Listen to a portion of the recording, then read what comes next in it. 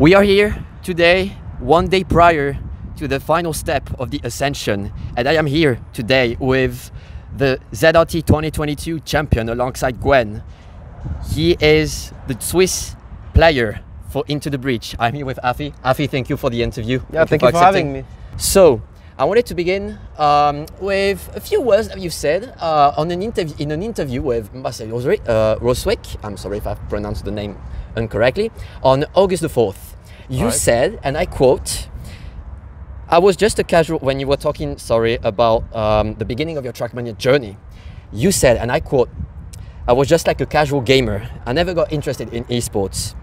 How can you reflect on those words that now you are in the top 16 of maybe the biggest Trackmania competition ever? Yeah, I mean, video games have always been a part of my life, but more of a casual way until like 2020 or 2019.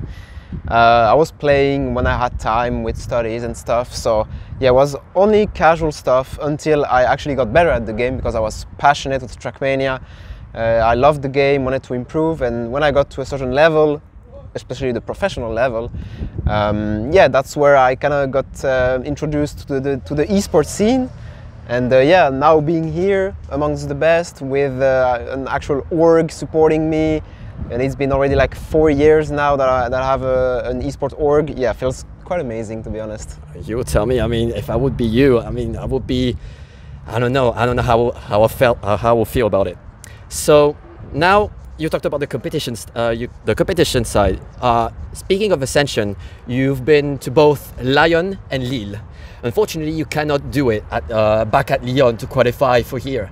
But you redeem yourself. You redeem yourself at Lille, and you guaranteed yourself a spot for here. What do you think was the major change, or what maybe worked for you at Lille that didn't work at Lyon for your qualification? Well, I think the match in Lyon was on paper harder than the one in Lille, considering the players that were in my semi-final. I kind of played bad in both semi-finals, to be honest, let it be in Lyon and in Lille. So yeah, fortunately in Lille, maybe the level was a bit more accessible, so even though I didn't play my game completely, I still made it.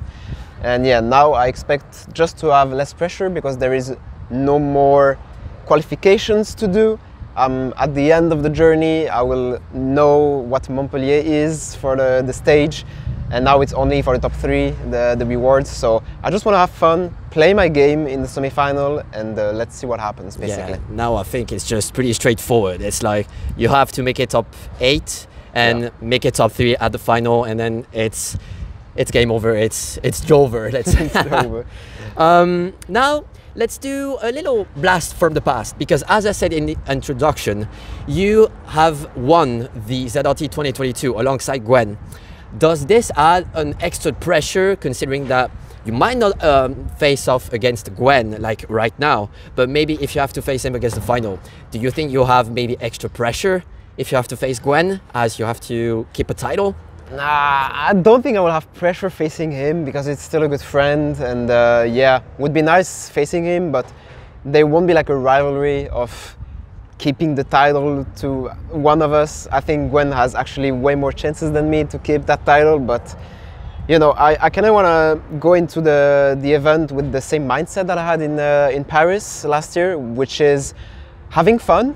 So just enjoying the stage, enjoying the experience, but obviously having fun for the most amount of time. So that means being in the final as well, and then just see what happens in the last match. Yeah, so it's just having fun, keep the best out of you, yep, and then straightforward again. Now for, I would say, a few fun questions. Fun in a way. How does it feel to play in front of maybe more than 5,000 people tomorrow? How does it feel? I mean, it feels amazing every time. It's always a good load of emotions. I've experienced it before, so it's not going to be the first time doing it myself, but yeah, it always feels special. It's always quite an adrenaline boost every time we play in front of the crowd, so yeah, I'm definitely going to enjoy it. Okay, cool. And lastly, okay, now it's kind of a tricky question. Who do you think make the best maps? Zerator or Etoile?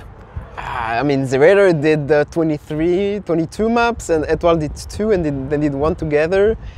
But yeah, I would say at the moment the Etoile map didn't really suit me in the matches, so I'm gonna have to go with Zerator. Okay, cool. Well, I think that's it for this interview. Thank you guys for watching, and thank you again, Affi, for accepting this interview. Thank you very much.